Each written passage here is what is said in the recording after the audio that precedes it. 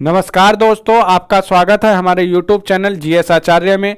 जैसा कि आप जानते हैं, हम आपकी यूपीएससी तथा अन्य सिविल सर्विस एग्जामिनेशन की तैयारी करवा रहे हैं दिल्ली मुखर्जी नगर से, जिसमें हमारी एक mains answer writing program series चल रही है और इस सीरीज से आप अपनी आंसर राइटिंग मजबूत कर सकते हैं। इस आंसर राइटिंग में आज का हमारा टॉपिक रहेगा डाइवर्सिटी ऑफ इंडिया, कि भारत की विविधता क्या है। भारत में कई प्रकार की विविधता आप देखेंगे, क्योंकि भारत एक विशाल भूखंड है जिसमें कई राज्य हैं, कई जनजातियां हैं, कई भाषाई आधार पर विविधता पाई जाती है।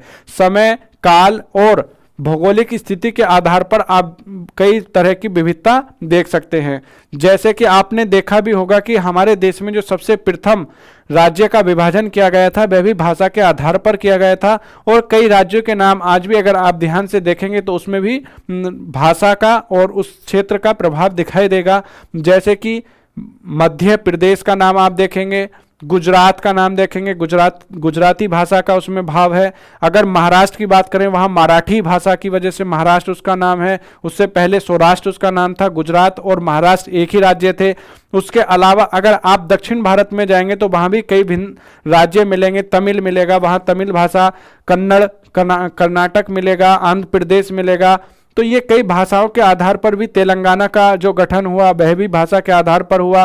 तेलुगु और तमिल, इस तरह की जो विवाद चलते रहते हैं। और इस तरह से जब हमारा देश आज़ाद हुआ था, अगर आप तब की परिस्थितियां देखें तो तब भी सबसे बड़ी समस्या जो भारत को एकजुट रखने की थी वह यही थी कि इतनी विविधता होने के बाद भी भारत को एक कैसे बनाया जाए। और भारत में प्राचीन काल से ही आपने देखा होगा कि विविधता में एकता का सूत्र दिया गया है, जो हमारे इस बार की G20 की भी थीम रखी गई है, वसुधैव कुटुंबकम। तो इस तरह से हम क्या है, इनको करंट अफेयर से भी जोड़ते हुए चलेंगे और यही सबसे अच्छा तरीका होता है किसी भी आंसर को लिखने का। तो आइए हम देखते हैं कि किस तरह का प्रश्न पूछा गया यूपीएससी में। भारत की विविधता के संदर्भ में क्या यह कहा जा सकता है कि राज्यों की अपेक्षा प्रदेश सांस्कृतिक इकाइयों को रूप प्रदान करते हैं? अपने दृष्टिकोण के लिए उदाहरणों सहित कारण बताइए। तो यह प्रश्न देखिए कि ये जो आपको अपने दृष्टिकोण से जो उदाहरण देने हैं उनके कारण भी बताने हैं, इसमें रीजन भी बताने हैं। आइए इंग्लिश में एक बार देखते हैं। In the context of diversity of India can it be said that the regions from cultural units rather than the states? Give reason with example for your viewpoints। तो ये यूपीएससी 2017 में प्रश्न पूछा गया है और इस प्रश्न को 150 शब्दों में लिखना है। शब्द सीमा का ध्यान रखेंगे और 150 शब्दों में लिखने के बाद यह हमारा कंप्लीट हो जाएगा और यह 10 अंकों के प्रश्न है। तो आइए हम इसकी भूमिका देखते हैं कि भारत में प्राचीन काल से ही न केवल धार्मिक बल्कि सांस्कृतिक आधार पर क्षेत्रीय भाषाई विविधता विद्यमान रही है। स्वतंत्रता के पश्चात हमारे राष्ट्र निर्माताओं के समक्ष सबसे बड़ी समस्या इसी बात की थी कि वे किस प्रकार इन विविधताओं को संरक्षित करते हुए राज्यों के रूप में नई इकाइयों का निर्माण करें। तो हम क्या देखते हैं कि ये हमारा एक ब्रीफ इंट्रोडक्शन हुआ, क्योंकि हमें शब्द सीमा का भी ध्यान रखना है। इसके बाद हम इसकी मेन बॉडी देखते हैं। भारत में वर्तमान में 28 राज्य हैं और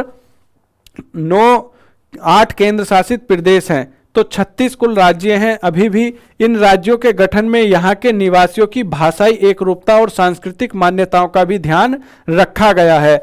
जैसे कि गुजराती भाषियों के लिए गुजरात, मराठी भाषियों के लिए महाराष्ट्र और दक्षिण में तमिल, कन्नड़, तेलुगु लोगों के लिए अलग अलग तमिलनाडु, कर्नाटक, आंध्र प्रदेश जैसे राज्यों का गठन देखा गया है। इसके अतिरिक्त देश के विभिन्न क्षेत्रों में नई इकाइयों या राज्यों के निर्माण की मांग अभी भी बनी हुई है। बोडो जनजाति आपने सुनी होगी, एक वहां बोडोलैंड की मांग चल रही है।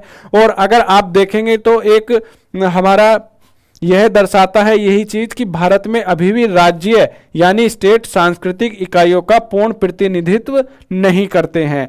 आइए आगे देखते हैं कि आज भी देश में बुंदेलखंड, दंडकारण्य जैसे बृहत्तर नागालैंड तथा विदर्भ जैसे क्षेत्र मौजूद हैं जो सांस्कृतिक इकाइयों को कहीं अधिक आकार देते हैं।